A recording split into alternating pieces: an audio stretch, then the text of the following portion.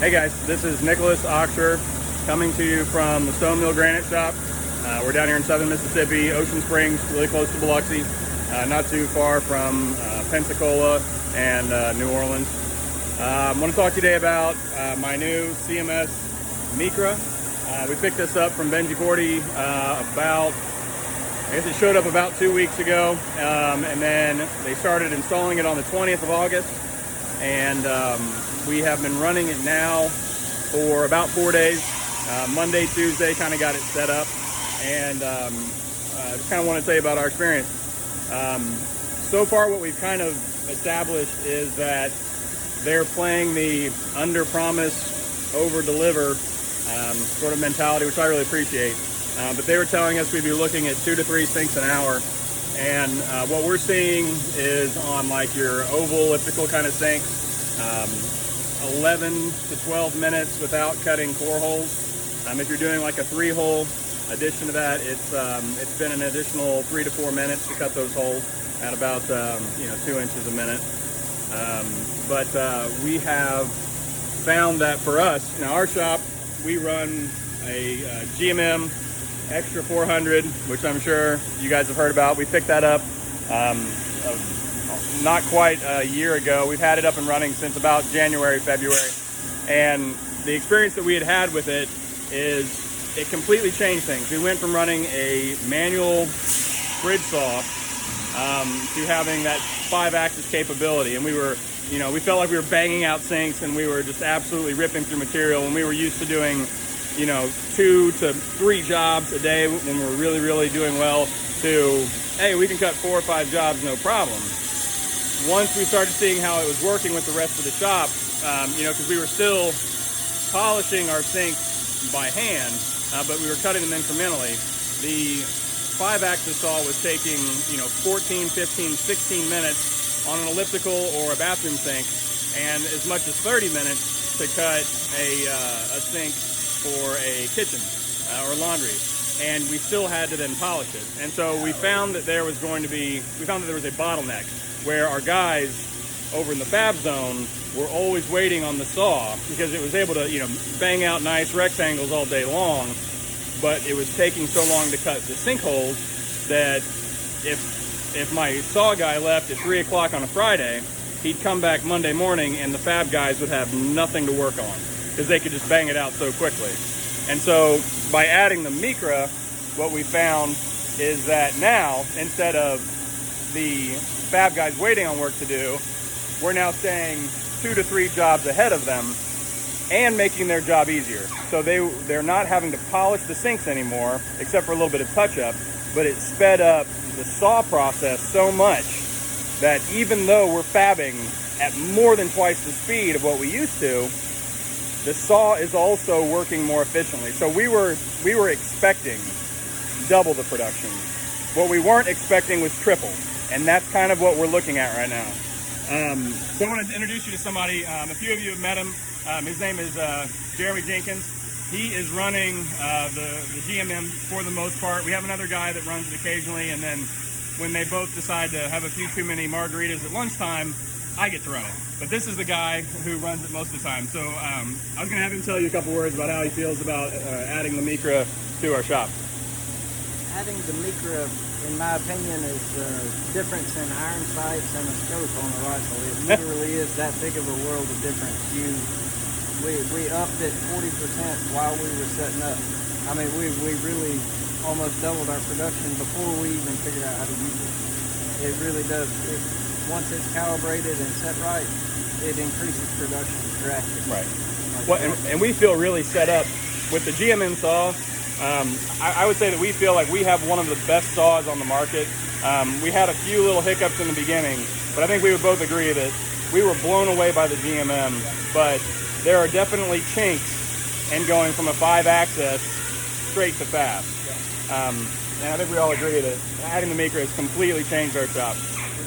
So, yeah. So our flow is we go from the GMM, we go straight over here to the Micra saw.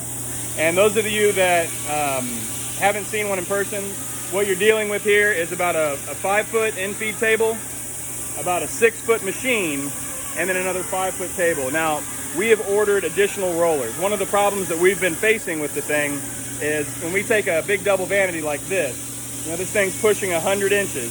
And obviously with quartz, it's not as big of a concern. But when you're dealing with more of your fragile stuff or that kitchen, you don't get much room to lay the thing down with the factory rollers. Because even though we have a 5-foot infeed, a good, 2 feet of it is blocked by the CPU. Now obviously you could load from the other side, but you're going to have the same problem, if not worse, on the other end when you have a cutout already in it. So I would recommend when you pick up a Micra, go ahead and get some additional rollers, and then talk with Benji, about some different ideas on how to make those rollers work a little bit more efficiently, avoid scratching. They've learned a lot in the first few weeks of the version 1, and they've been dumping those tips and tricks onto us, and we've really appreciated that. But in terms of footprint, it just really doesn't take up much. In our shop, you can see from post to post is about 25 feet. So, we're taking up less than 20 feet with this machine, and it's sitting maybe, the front of it is about 10 or 12 feet from the back wall.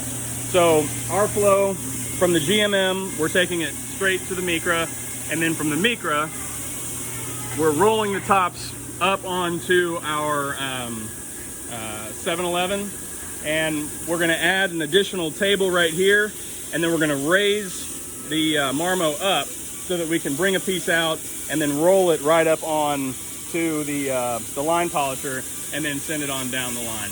And from there, it's all, brute strength and skill. Right now, I have the guys laying out some of the faucet drillings, tightening up edges, rounding corners, things like that. Now, what we haven't been doing, and we do a lot of islands, we do some production work, and so we still see a lot of stuff like this. And these sorts of things, this is where the GMM just has been a life changer for us. It's still going to make all these cuts. We're gonna throw the incremental bit on there. We're gonna cut out our corners, let the saw cut those out, and that's all. That works well enough. And then another example is something like this, where we have an L, and I think once we have the rollers set up, I'll feel a little bit more comfortable taking a piece of material like this and putting it in the Micra. And so instead of everything is set from the front. So when you're dealing with a setback on a sink, it's a 4-inch setback or a 3 3/4 setback. If you wanted to put something like this L in, you would need to actually put it in backwards.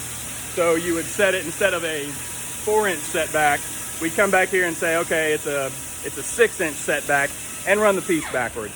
But we've been resistant to run pieces like this through the Micra yet, because the rollers just aren't long enough. What they send isn't long enough to work to support a piece of material like that and keep it from breaking. So I'll show you really quickly how the system sort of works. It's really simple. Let me turn off this air, quiet things down. In terms of the training, we were expecting, because we've not been a CNC shop, and with the exception of the GMM, we haven't done CNC polishing in the past, and so this was all very new to us. We're a shop that does between 3 and 5 houses a day, every day of the week, and we were sort of like pushing a lot of overtime in, and additional days, and splitting Saturdays and Sundays and things like that to make it work. We're not going to be doing as much of that now. But we were expecting the training to be really difficult on this thing, and for there to be a lot of complexity. But in terms of actually running this machine, I'll show you what we do. So the first thing is we turn on the laser. The laser projects onto the piece. I have my saw guy, who's the guy who's paying the most attention, making that line. Just draws a pencil line on the back of the piece where the center of the sink needs to be, and then we lay it up into the machine. It gets clamped down, and then we go in here, we select a sink, and let's say we're going to do, this is an oval sink. I'm going to go down here, I'm going to load the sink. I'm going to check and see which tool set I've got in there. I've got my standard set, and you can set this up for standard or a honed, just running less of the tools. I've got my small R3s in here, and I've got those set up right over here on a table for when we want to do the rectangles with a smaller radius. And then, anyway, so we've got our standard tool loaded. We click activate, make sure that it's over in run mode, make sure our door is closed, and hit go. And the machine comes to life. So right now it's putting that 8th tool back in. It's going to go grab the core bit, and it'll cut that sink out. Now I'm gonna go ahead and stop it. We don't need it to cut another hole in that vanity. But I just wanted to show you how easy it's been to train the guys to use this machine. There's going to be those outlying situations where the machine gets hung up or a sink cutout drops in a weird way, but 99% of the time, we've probably cut 100, 110 sinks on this thing in the last couple days, and we've had maybe 2 or 3 times where we had to say, okay, what's going on? Oh, the core hole fell in sort of a weird way, or the sink drop went kind of awry, or sort of like really, really easy to troubleshoot kind of stuff. But for the most part, more than any other tool that we've bought for this shop, this thing has been easy for every guy in my shop to run. I feel confident that I could teach someone in about 10 minutes how to run this well enough to really make a big impact on a small shop like ours. So, well, I hope this has been helpful. If you have any questions about this machine, and you want to hear it from someone who's running it as opposed to someone who's selling it, feel free to get my information from Benji or reach out to me on Facebook. Thanks so much for taking time. Y'all have a good one.